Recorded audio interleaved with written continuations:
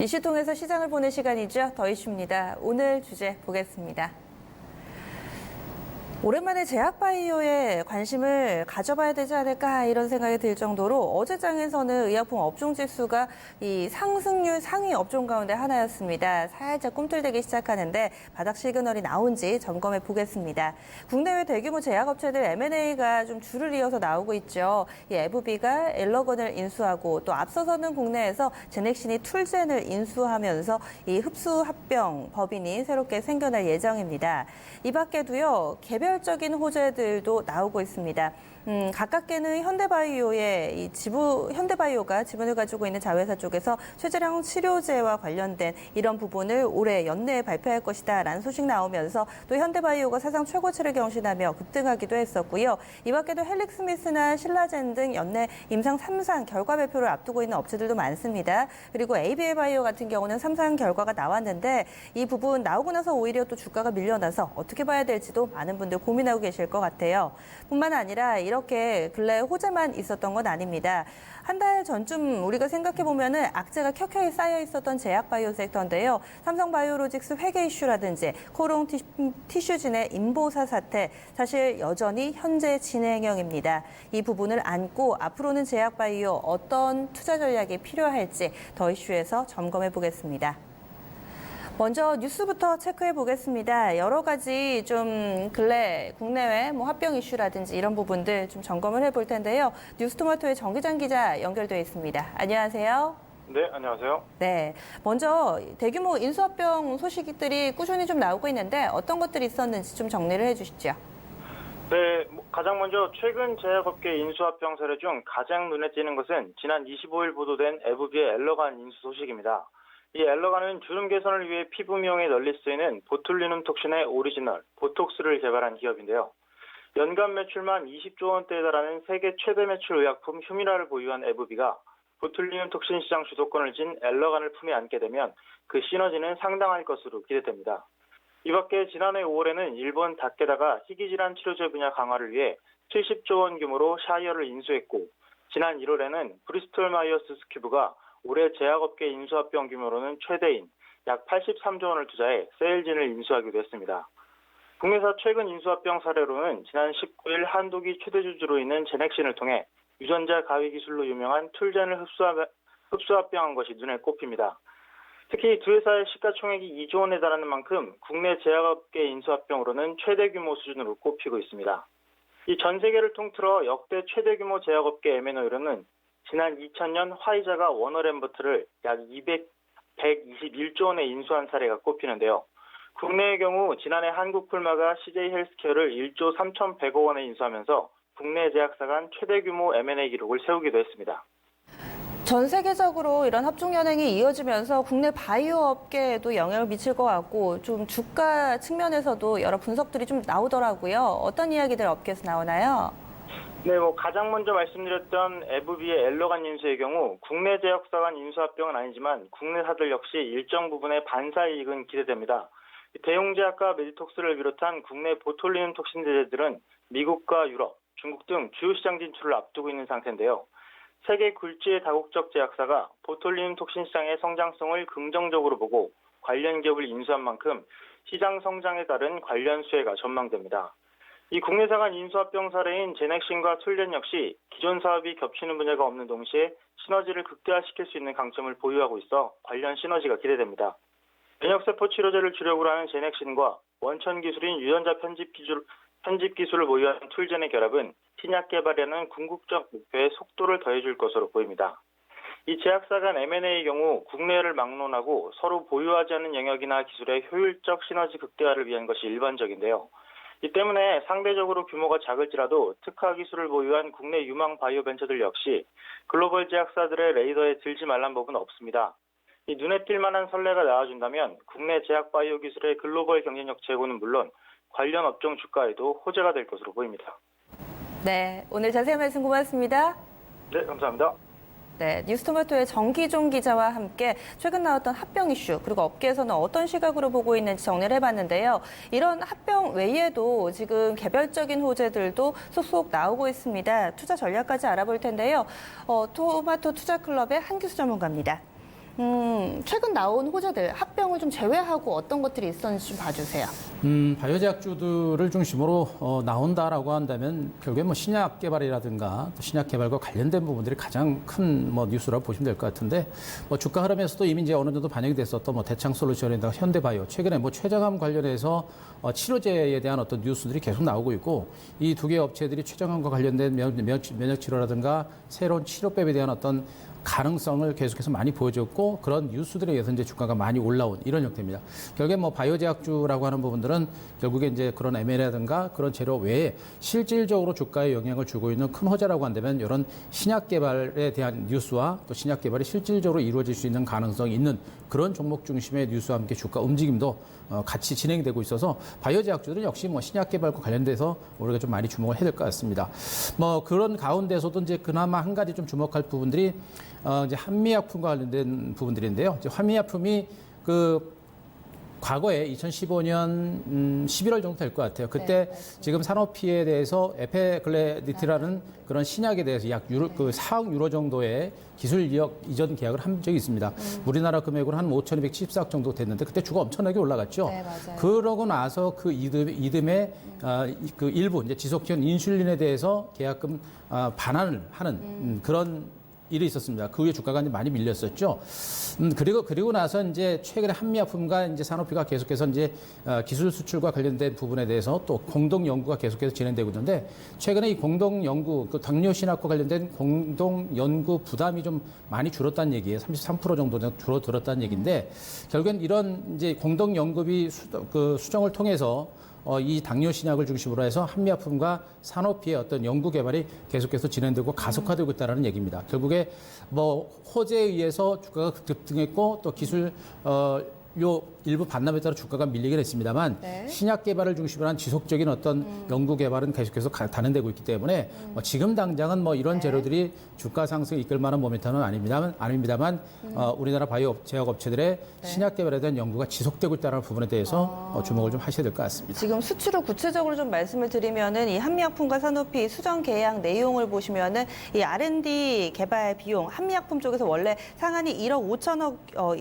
5천만 유로였는데요. 1억 유로로 좀 줄어들었습니다. 그 얘기에 대해서 좀 긍정적으로 평가를 해주신 것 같고 그러면은 사실 우리가 알게 모르게 상반기에도 바이오주 내에서 호재들이 나왔었는데 학회도 정말 많았잖아요. 그렇죠. 그런데 당시에는 어떤 뉴스에도 꼼짝도 안 하다가 요즘에는 뭐 대창솔루션이나 현대바이오 사실 사이즈가 작은 종목군이잖아요. 이런 종목군들도 민감하게 움직입니다. 뭔가 호재에 예민해졌다. 이제 투자 심리가 좀 좋아졌다. 이렇게 봐야 될까요? 제가 보기엔 아직까지 호재에 예민해질 아직까지는? 정도는 일단 아닌 것 같고요. 보통 이제 주식시장이라고 하는 것은 유행을 좀 굉장히 많이 타요. 네. 과거 이제 한미약품이 은근하게 시세를 보이다가 이런 대규모 기술 이전 계약 소식과 함께 주가가 폭등이 나왔고 그러면서 바이오제약주들이 하나의 테마가 형성되면서 엄청난 시세를 뿜어냈듯이 지금은 전체적으로 바이오제약주들이 그런 호재들이 줄어들고 오히려 셀트리온이라든가 그다음에 삼성 바이오로스 문제라든가 또 코롱 티슈라든가 이런 바이오 제약주들에 대한 악재들이 계속해서 나오면서 주가가 밀렸고 투자 심리가 완전히 떨어져 있는 이런 상태라고 보시는 게 좋아요. 결국에 지금 일부 한두 종목을 중심으로 한 신약 개발 재료를 바탕으로 주가가 일부 국한된 그 재료가 부각되는 종목들만 주가가 올라가고 다른 바이오 제약주가 움직이지 못하고 있는 것은 바로 이제 그러한 어떤 시장의 습성에 따른 것으로 일단 보시면 될 것 같은데 결국에 아직까지는 일부 한두 종목이 주가가 올라가면서 바이오 제약주들의 주가 상승을 이끄는 그만큼 시장 분위기가 좋다라고 일단 보기는 좀 어려울 것 같고요.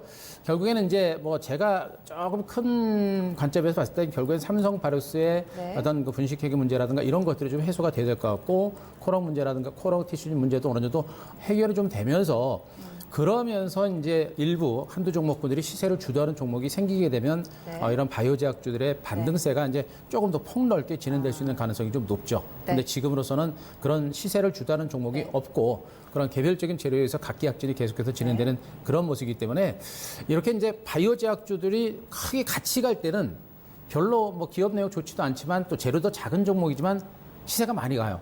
그러나 이렇게 이제 바이오 제약주가 전체로 침체 국면에 있는 상태에서 지금 현대바이오라든가 이런 그 췌장암 관련 종목군들 같은 경우는 만약에 바이오 제약주들의 시장이 좋았으면 제가 보기엔 이들 종목은 지금 현재 주가보다 한 두세 배 이상 더 갔을 것 같아요. 근데 전체로 바이오 제약주가 위축이 되다 보니까 이런 개별적인 재료 외에도 주가가 요 정도 가고 마는 이런 형태가 계속해서 반복되고 있는 것이거든요. 그래서 지금 현재 개별적인 바이오 제약주들은 아직은 개별적인 선별적인 반등장이 좀 진행이 되는 것 같고 앞으로 시세를 주도하는 어떤 그 대장주라든가 이런 것들 그리고 이제 바이오 제약 시장과 관련해서 불확실성이 좀 개선이 되면 그때 가서는 바이오 제약주들이 점진적으로 좀 더 탄력적인 또 기대할 수 있는 그런 어떤 흐름이 나오지 않을까 기대해 볼 수 있을 것 같습니다. 그러면은 바이오 제약에 대한 전체적인 투심 완화는 아니다. 아직까지는 보수적으로 보자라는 말씀이신데 그럼 수급적으로는 좀 어떤가요?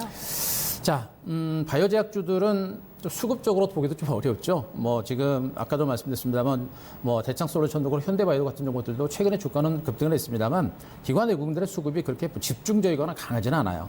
그러니까 바이오 제약주들은 지금 시가총액 상위 종목인 셀트리온이라든가 지금 신라젠 일부 종목에 대해서 매집이 꾸준하게 진행이 들어오고 있습니다. 기관 외국인들의 매수는 들어오고 있어요. 근데 주가는 아직은 크게 강하지 않고요. 나머지 대부분의 바이오 제약주들은 대부분 이제 관망분위기가 좀 더 지배적인 이런 형태가 계속해서 진행되고 있습니다. 결국에 바이오 제약주는 수급으로 본다라는 것보다는 전체적으로 바이오 제약주를 중심으로 신약 개발이 어느 정도 강하게 또 확실하게 나오느냐, 또 시장을 주도하는 종목이 있느냐, 이런 것들이 굉장히 중요한 것으로 볼 수가 있겠고요. 결국엔 바이오 제약들은 등치가 작은 스몰 사이즈 종목들이 굉장히 많아요. 그러면 등치가 큰 대형 주를 중심으로 해서 기관 외국인들의 어떤 수급 정도를 기대해 볼 수 있는 것이고 나머지 중소형 바이오 제약주들은 이런 전체적인 분위기를 따라가는 이런 형태라고 보시면 되겠죠. 그래서 수급으로 봤을 때는 아직 바이오 제약주는 그렇게 크게 좋지는 않다. 다만 업종 대표주로 할 수 있는 셀트리온 같은 종목들 그리고 우리가 많이 기대하고 있는 신라젠과 같은 이런 종목에 대해서 기관 외국인들의 매집이 들어온다는 얘기는 바이오 제약주들의 어떤 바닥에 대한 공감대가 이제 만들어지고 있거나 이 정도로 우리가 해석할 수 있어요. 그래서 어느 정도 바이오 제약주가 바닥을 만들어지고 또 신라젠이라든가 일부 대형주가 좀 올라가면 나머지 바이오 제약주들이 따라가는 이런 분위기가 형성될 수 있거든요. 그래서 현재로 봤을 때 수급적인 측면에서 종목으로 봤을 때는 너무 크게 기대할 만한 언덕은 별로 없습니다만 그래도 대표적인 셀트리온이라든가 일부 종목에 대해서 기관 외국인 매집이 들어오고 있다는 얘기는 그래도 바닥에 대한 공감대는 분명히 만들어지고 있기 때문에 뭐 여기서 조금 더 흘러내리거나 약간은 좀 더 옆으로 기어가거나 하는 흐름은 나오더라도 그래도 선취매가 들어오고 있다는 얘기는 그만큼 바닥에 대한 가능성은 분명히 높아지고 있다는 것으로 해석하셔도 될 것 같습니다. 그러면 차트 보면서 저희 바닥이 나왔는지 여부 좀 기술적으로도 한 번 더 체크를 해볼게요. 예, 차트를 보면서 제가 한번 설명드리겠는데요. 자, 먼저 이제 셀트리온의 차트 일봉을 먼저 하나 좀 보면서 좀 말씀 좀 드려볼게요. 자, 최근에 셀트리온의 이제 수급도 기관 외국인 투자가들의 매수세, 이제 특히나 기관들의 매집이 작년부터 아주 장기간을 거쳐서 계속해서 들어오고 있는 게 보실 거고 최근에도 이제 외국인들까지 좀 매수가 들어옵니다. 이런 가운데 지금 20만 원 좀 부근에서 20만 원 부근에서 약간 쌍바닥 형태의 좀 반등이 좀 나오고 있는 형태가 되고 있는데 일단 중요한 게 거래량이에요. 거래량이 지금 이제 크게 늘어나지 않고 계속해서 줄어든 상태에서 조금 그 평행을 유지하는 그런 형태가 반복되고 있죠. 수급적으로 기관 외국인들의 매집은 들어오는데 거래량이 늘어나지 않습니다. 이 얘기는 뭐냐면 기관 외국인 들어와도 개인들이 따라붙지 않는다는 얘기예요. 그래서 바닥에 대한 공감대는 분명히 있고 기관 외국인들이 매집은 하고 있는데 거래량이 늘어나지 않은 만큼 후속 매수세가 들어오지 않고 있기 때문에 지금 당장으로는 치고 가기는 좀 어렵다라는 그런 어떤 기술적인 분석의 어떤 흐름이 좀 포착이 되고 있습니다. 그래서 일단 말씀드렸듯이 이제 이 셀트리온은 바닥에 대한 공감대는 분명히 있습니다만 추가적인 상승 여부는 좀 봐야 될 것 같고 추가적인 상승이 좀 더 강하게 나온다라고 한다면 바이오 제약주 전반에 걸쳐서 바닥 탈출에 따른 시그널이 될 수 있는 부분이니까 그런 부분들을 일단 좀 보시면서 대응하시는 게 좋을 것 같고요. 다른 종목도 한 번 더 볼까요? 여기 대표적인 종목이 이제 삼성바이오로스인데 삼성바이오로스 이제 일봉 차트도 한번 보겠습니다. 지금 삼성바이오로스는 기술적인 의미에서는 역시 이제 바닥 가능성은 분명히 있어요. 그러나 이제 지금 고점이 계속해서 낮아지는 형태가 되고 있습니다. 그러니까 하락 추세는 아직은 계속해서 진행이 되고 있다는 그런 부분들이겠고, 역시 이제 거래량 측면에서 봤을 때도 거래량이 거의 바닥권입니다. 바닥권인데 거래량이 늘어나지 않죠. 주가는 많이 빠져서 바닥에 대한 공감들이 있는데 거래량이 늘어나지 않고 있다는 얘기는 역시 마찬가지로 뭐 많이 빠져서 사고는 싶은데 뭔가 찜찜한 거예요. 뭡니까 이제 분식회와 관련된 부분이 아직까지 결론이 나지 않았기 때문에 매수가 들어오지 않고 있는 이런 형태로 볼 수 있는데 워낙에 많이 빠져서 제가 보기엔 뭐 일본 이제 삼성바이오로스 관련해서 안 좋은 뉴스 뭐 만약에 분식회계 뭐 얘기가 뭐 확정적으로 만약에 나온다고 한다면 만약에 잠깐 30만 원 정도 깨질 수도 있을 것 같아요. 근데 기본적인 회사의 어떤 펀더멘탈 자체가 변하는 것은 아니기 때문에 네. 뭐 살짝 깨지더라도 그 이하까지 깨질 가능성은 높지 않고 장기로 봤을 때는 바닥권이라고 볼 수 있을 것 같아요. 문제는 분식 개혁에 관련된 결론이 어떻게 나올 것인가가 이제 우리가 예측하기 좀 쉽지 않은 그런 부분이기 네. 때문에 섣불리 지금 우리가 접근하기 어렵고요. 어쨌든 간에 분식 개혁의 문제가 좀 끝나야 이 종목의 이제 불확실성 요소가 해소가 되면서 반등이 나올 수 있는 부분이기 때문에 네. 아마 제가 보기엔 분식 개혁가 결론이 나오면 거기가 진짜 바닥이 될 가능성이 굉장히 높아요. 그래서 기술적으로는 바닥권입니다만 그 바닥이 30만 원 초반이 될 거냐, 30만 원 하단이 될 거냐 이게 결정이 될 수 있는 그런 부분이니까 그런 부분들을 보시면서 대응하셔야 될 것 같고 중요한 게 앞서 말씀하셨던 셀트리온과 삼성 바이오스가 그래도 바이오 제약주 대표적인 종목들인데 차트 패턴상 거의 바닥권이라는 거 네. 그렇게 되게 되면 다른 여타 바이오 제약주들도 약간의 등락은 나오더라도 네. 거의 바닥권이라고 보셔도 무리는 없지 않을까라는 생각입니다. 지금 대표주를 중심으로 해서 봤는데 차트상으로도 바닥은 어느 정도 나왔지만 하지만 또 추가적으로 상승 탄력에 있어서는 약간의 좀 미지수 물음표를 달아주셨네요. 더 빠지지는 않겠지만 또 더 오를 만한 모멘텀도 아직은 제한적이다 이렇게 봐주셨어요. 결국에는 이 바이오 섹터 내에서도 각계전투인 것 같아요. 이렇게 재료 있는 종목군들만 이렇게 좀 들썩들썩 거리는 모습인데 네. 하반기에 모멘텀이 있는 그런 바이오주들 꼽자면 어떤 거 보세요? 지금 바이오 제약주들 역시 뭐 신약과 관련된 부분들에 대해서 일단 계속 뭐 주목을 하시는 게 좋을 것 같은데 일단 뭐 지금 시장에서 나오고 있는 건 한미아픈 쪽에서는 뭐 당뇨 비만 치료제와 관련된 임상 이상에 대한 기대감 그리고 뭐 유한여행 같은 업체들도 이제 폐암 치료제와 관련된 부분들 그리고 종건당 같은 업체들도 지금 뭐 이상 지혈증 치료제와 관련해서 미국 임상 진입이 예상되고 있는 상태여서 우리나라 대기업 그 대형 제약주를 중심으로 한 신약 개발이 진행되고 있고 임상 결과도 분명 어떻게 나오느냐에 따라서 전반적으로 바이오 제약주들의 흐름에 이제 영향을 줄 것으로 보고 있고요. 바이오 제약주들 중에서는 이제 HLB라든가 그다음에 메지온, 신라젠, 헬릭스미스 같은 이러한 종목군들이 이제 임상 3상 결과가 일단 발표가 일단 예정이 되어 있는 상태입니다. 그래서 그 중에서 지금 HLB의 그 리보세라닙이라고 하는 위암 진단 치료제가 있는데 지금 3상 진행을 하면서 한 9월 달 정도 그 결과가 발표가 될 것으로 전해지고 있습니다. 그래서 신약 개발과 관련된 임상 결과가 만약에 좋게 발표가 되냐 나쁘게 발표가 되느냐에 따라서 앞으로 앞서 말씀하셨던 이제 삼성 바이오스 분식 개혁 관련된 부분도 중요하겠습니다만 주가의 어떤 상승 모멘텀들은 이렇게 신약 개발과 관련된 임상 결과가 좋게 나오느냐에 따라서 이 바이오 제약주들의 다시 올라갈 수 있는 모멘텀이 될 것이냐 그렇지 않을 것이냐가 결정이 될 겁니다.